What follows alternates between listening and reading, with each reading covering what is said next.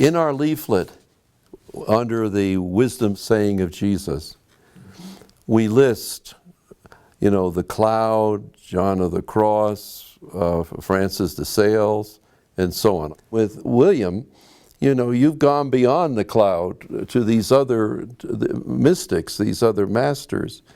What contribution did Francis de Sales bring to the development of this practice? What contribution did John the Cross bring?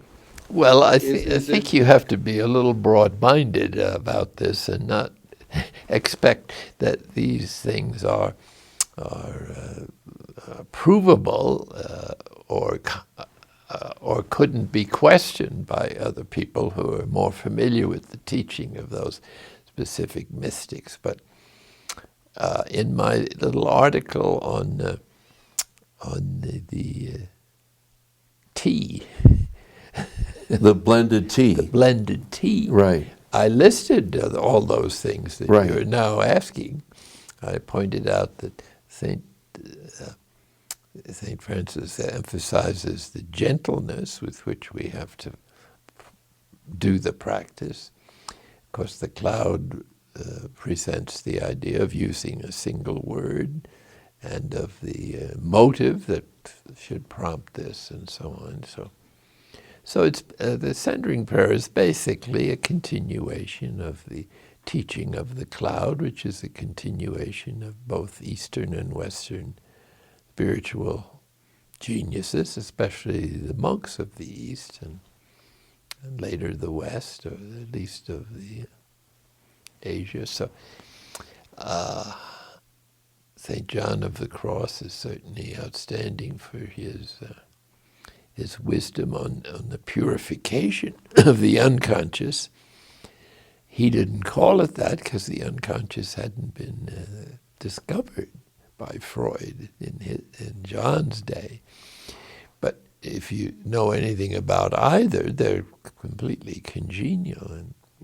And what the person is waking up to in the dark night of spirit is some of the tendencies that have always been there and have given rise to certain psychological excesses or reactions that are not really the person, but the result of harm or trauma done to them by society, sometimes unintended, but nonetheless, since all the other members of the human race have the same problem, there's plenty of problems around. Well, that's the wisdom that John of the Cross gave you. Yes. How about Theresa of Avila?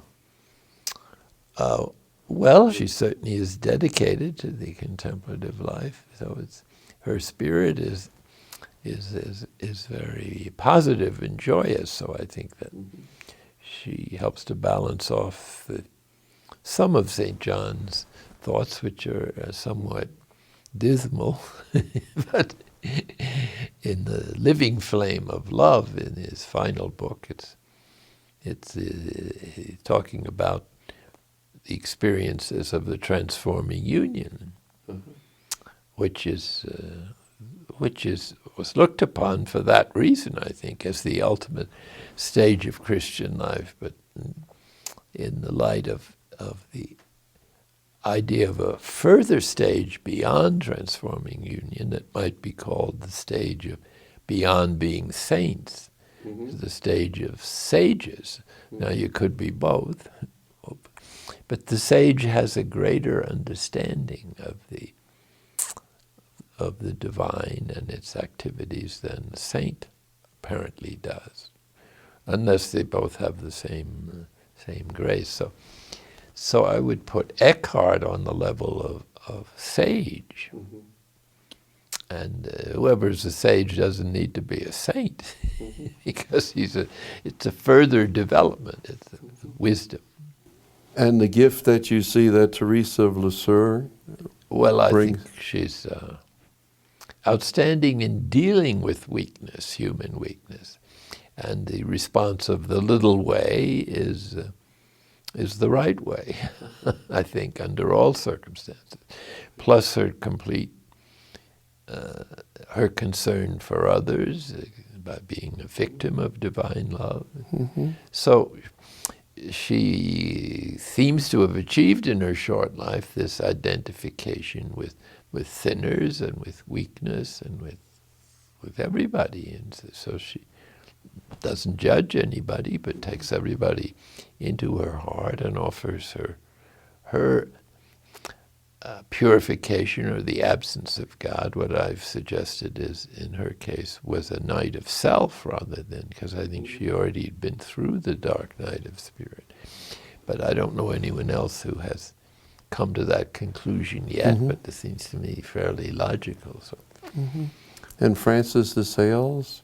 Well, he's the great for moderation and for emphasizing dispositions rather than external acts of penance. Would it be discipline, to having a discipline to the practice? Would that be his contribution?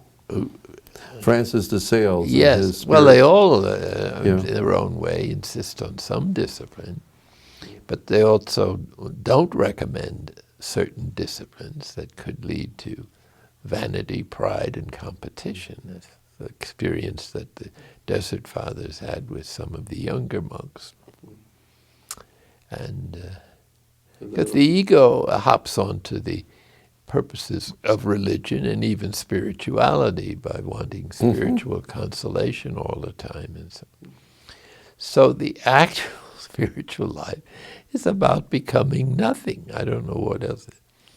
Because then you can become everything, which is what God is, okay. But God can't give us, can't adorn us with the riches of divine life if you're interested in gratification on the level of the false self, egoic, or society's ideas of happiness. They just are not real. So the letting what happens happen without thinking about it, or without criticizing it, or without judging it, but as something God is sending, is a fairly characteristic disposition, as far as I can see, in all the spiritual traditions when they reach this plane of annihilating or letting go of the self. Annihilating is not a popular word today. No, it isn't. So you could use that word as the title of my next set of Annihilation. Yes, how to be annihilated and to love it. So that's an abstract idea, so it has no value. Yeah. It's actually letting it happen when you get rejected, or when nobody thinks of you anymore, you're forgotten, unwanted, unconsulted, or given chores beneath your talents. All these things are treasures from the heart of God to help us accept the truth. What about Thomas Merton? We list. Well, Thomas. I think he had grasped all these points. I think I agree with almost everything he writes that I've read. No, I haven't read everything. We listed John Cassian as a contributor to this whole heritage, if you would, what was his John Cassian's contribution? He made a visit to the desert and found out what they were saying, and he asked them these questions, wrote them down, and took their wisdom back east. We don't know how much of his own experience he put in there, but he researched. Okay, and got us in touch with the ancients. Yes, he visited these ancients. And in chapter 9 of Cassian's Conferences, we find teaching on prayer that we claim, and that the Lawrence Freeman and the World Meditation people claim is his answer to their question as to a method of prayer. So I think one tends to lead to the other, but some people, for various reasons, are prepared to do centering prayer. But right away. Father Menninger mentioned being more open to the other Christian meditations. And would you like to comment on that? Well, hopefully we've never been closed to them.